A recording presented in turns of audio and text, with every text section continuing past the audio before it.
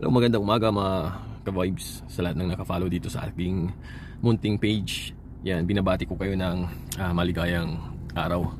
Nawa ay lagi kayong ligtas, laging safe at laging positibo sa lahat ng bagay. Meron lamang ako ipapaalala ulit sa inyo tungkol ulit ito sa mga naglipa ng bogus account. Ito yung mga Facebook accounts na nangungopya ng identities ng ibang tao para manloko. Ito yung mga fake accounts na ginagamit ng mga taong nagtatago sa community, nagtatago sa identity ng iba. At marami na po ang napiperwisyo ng mga ganitong klase ng tao, especially sa mga magkakaibigan, kaya na sa mga magkakarelasyon. Nasisira sila dahil sa mga naglipa ng bogus account.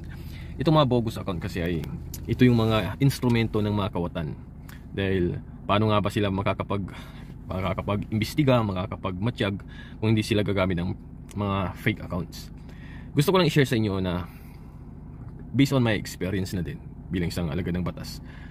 Minsan rin ako nagtrabaho sa intelligence, and bilang intelligent operatives, kailangan namin gumamit ng mga pamamaraan na mas mapapadali ang investigation namin. Ako mismo gumamit din ako ng mga fake accounts. Ito ay upang makapag-imbestiga ako ng mga kawatan na nandiyan lang sa mga paligid natin, na hindi mo talaga mahuli kung hindi ka gagawa ng mga undercover mo, mga pamamaraan mo personally para makatulong sa bayan. And syempre, itong mga pamamaraan na ito yung mga ginagawa ng mga kawatan. Yung sila ay gagawa ng mga Facebook accounts na peke at ginagamit nila ito pang manloko. Iba naman yan sa atin, sa mga kawani ng gobyerno.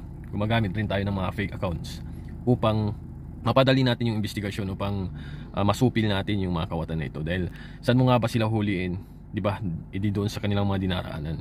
So, kapag ang isang kawatan ay gumamit ng basura, syempre, matuto kang gumamit din ng basura.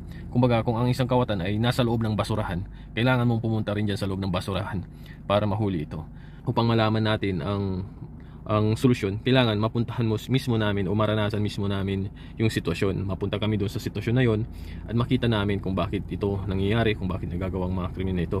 So halimbawa na lang, sa isang lugar, kung ang madalas na nagiging krimen dyan ay ang paglalasing, pag-inom at laging may gulo, so ano ba yung solusyon dyan? Puntahan mo yung lugar, imbestigahan mo kung ano yung mga nandun, bakit laging may gulo doon. Tingnan mo kung may mga tindahan doon na nagbibinta ng alak, pakiusapan mo sila. Tingnan mo rin yung lugar kung hindi nadadaanan ng mga kapulisan, magkandak ka doon ng police visibility. Sa gayon ay makuha natin, matatanggal natin yung chance para sa mga lasinggo na maglasing, dahil maiya naman sila, may pulis na, diba? So isa lang po yan ng example kung paano natin piniprevent ang mga krimen. Gaya na lang po sa social media, ito po yung ating topic ngayon. Paano ba matuklasan yung mga fake account? Paano ba natin malalaman kung ang isang Facebook account na kachat mo ay peke pala? So makinig kayo mabuti at nawa share nyo ito sa mga kakilala nyo. Unang-una na paraan para makita mo kung peke ba ang isang account, malalaman mo to at makikita mo to sa pangalan pa lang ng kanyang account, di ba?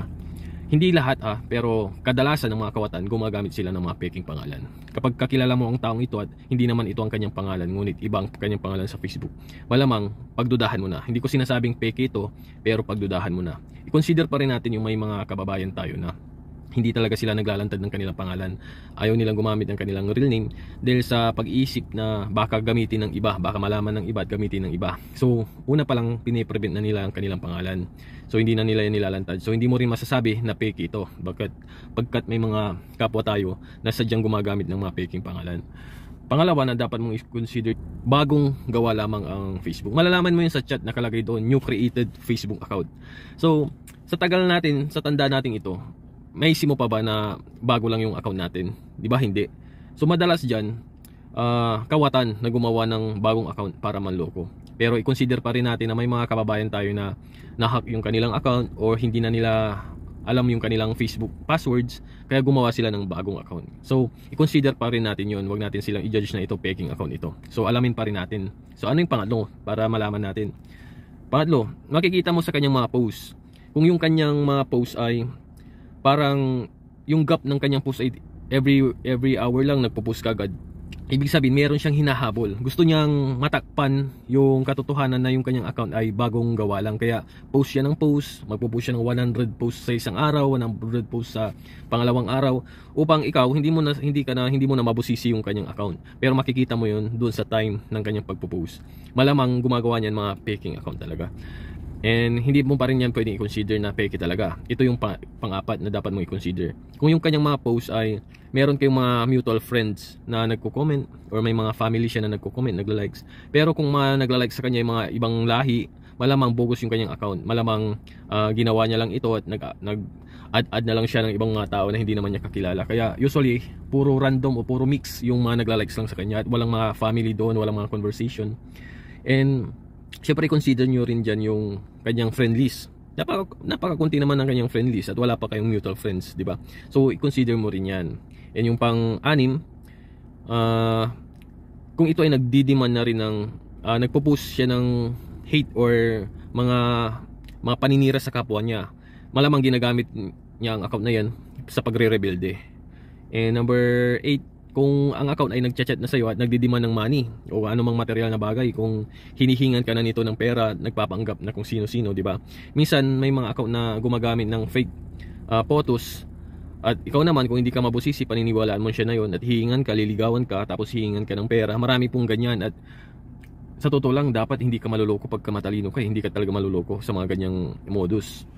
And then pang 9, ano pa yung usually dito?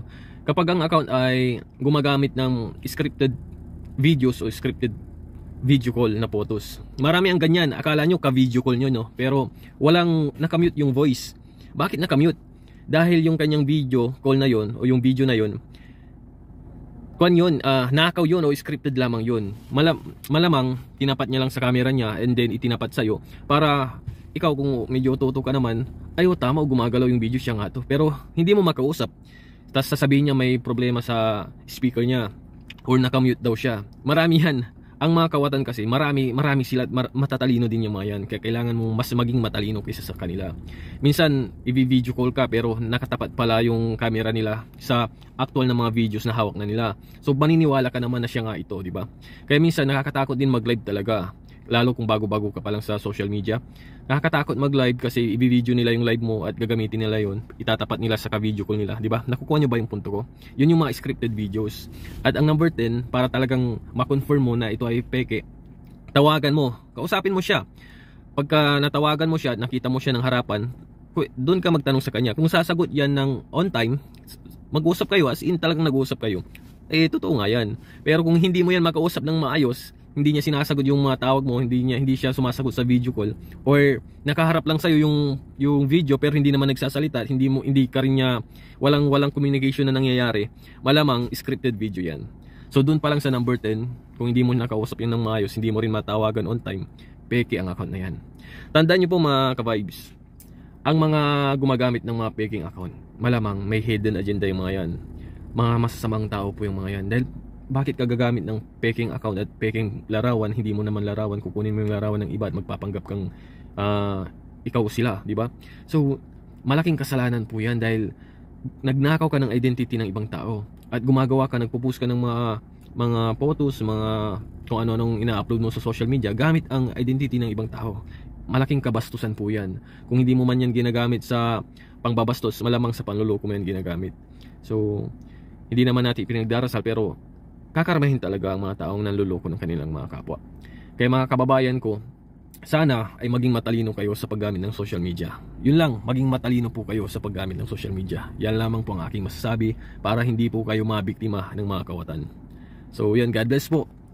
Abangan niyo po ang pangalawang paalala natin para mas makaiwas pa tayo sa mga modus.